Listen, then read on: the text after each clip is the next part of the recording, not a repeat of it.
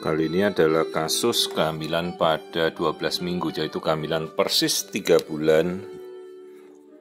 Ini kita melakukan USG dengan melihat kondisi bayi yang benar-benar sangat tidak normal. Bahkan kita bisa melihat secara awam bahwa ada suatu kelainan yang berada pada daerah kepala, seolah-olah bayi ini memakai topi menyerupai topi wisuda ya. Jadi ada yang ke kanan dan ke kiri dengan ada bagian tengahnya terbelah. Kemudian seolah-olah bayi ini menatap kita. Kemudian perhatikan itu bola mata, kiri kanan, hidung, jantung di tengah-tengah berdetak, tangan melambai.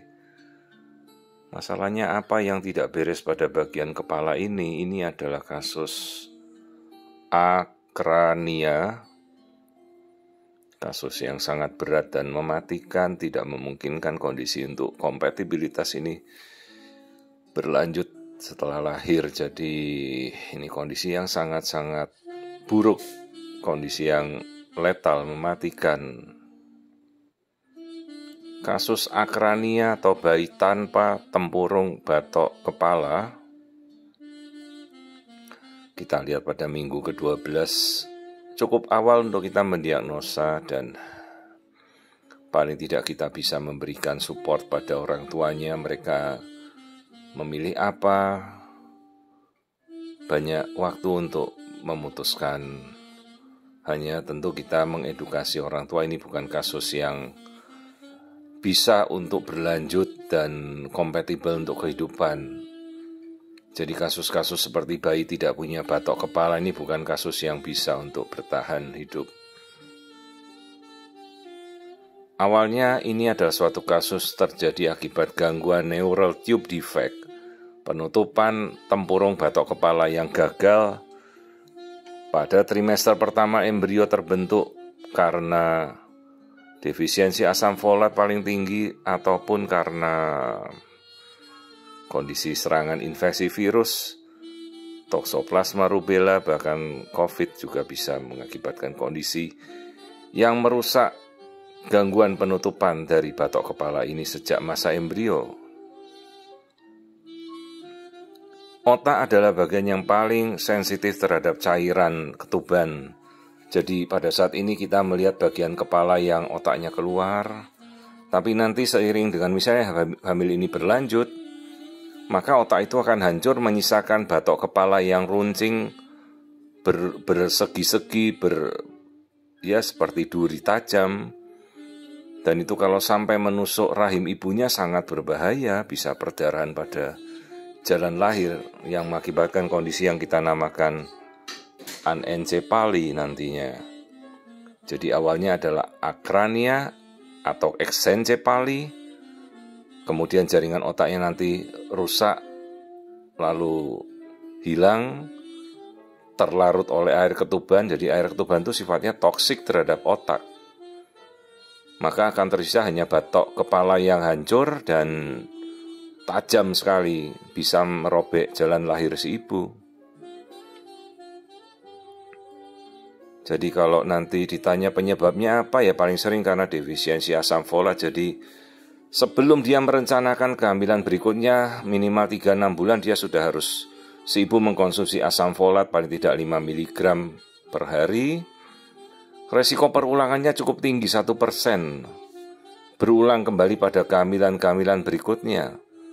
Bahkan ada yang berturut-turut 2-3 kali terjadi kasus akrania atau anencefali ini berulang kembali. Ini bukan kasus yang berkaitan dengan genetik. Jadi murni karena dia mungkin terpapar oleh infeksi virus atau defisiensi asam folat. Jadi sebelum dia perencanaan kehamilan, kita seleksi dulu semuanya. Kita singkirkan infeksi virus itu sebelumnya, kita treatment sebelumnya, baru perencanaan kehamilan kembali. Dan jauh sebelum si ibu ini merencanakan kehamilan lagi 3-6 bulan, persiapan dia sejak awal sudah harus mengkonsumsi asam folat minimal 5 mg sehari.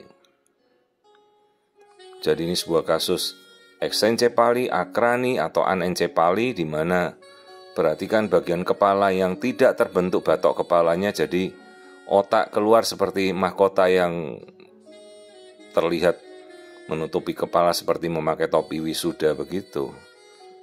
Jadi batok kepalanya tidak ada, jadi tulang-tulang kepala itu berakhir setinggi bola mata saja, melingkari ke samping, tanpa ada tempurung kepalanya, tidak ada.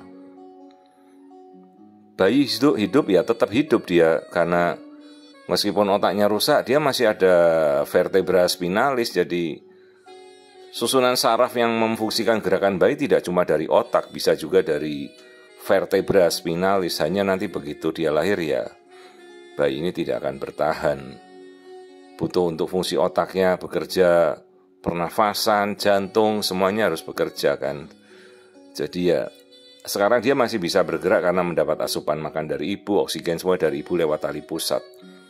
Tapi begitu lahir ya dia tidak akan bertahan. Jadi ini awal namanya kasus akrania. Nanti begitu kehamilan itu berlanjut, jaringan otak ini akan rusak seluruhnya, hancur, lenyap karena terlarut oleh air ketuban.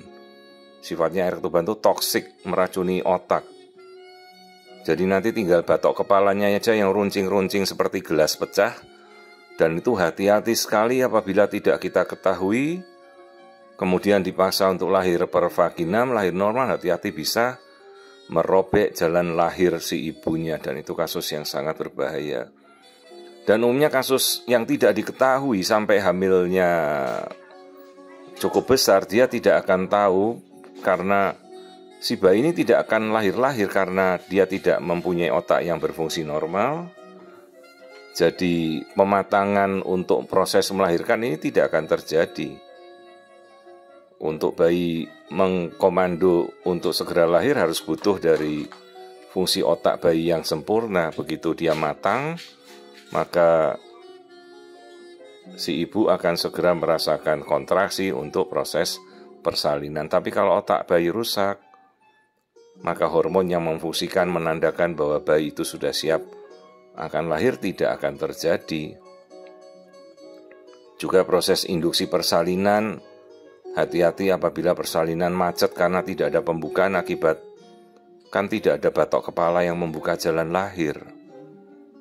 Karena itu resikonya cukup besar apabila juga persalinan ini berakhir dengan persalinan normal tanpa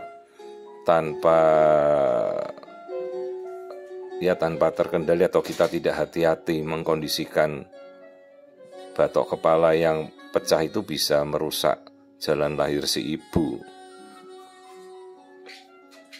Jadi memang pertimbangannya begitu kita sudah tahu seawal mungkin ya kita edukasi, karena ini suatu kasus yang fatal, sangat fatal dan tidak mungkin kompatibel untuk kehidupan itu berjalan. Jadi ini adalah suatu kasus akrania, eksencefali atau anencefali di mana bayi tidak mempunyai tempurung batok kepala. Prognosisnya adalah prognosis yang sangat-sangat buruk. Dengan perulangan resikonya bisa terjadi 1% pada kehamilan berikutnya.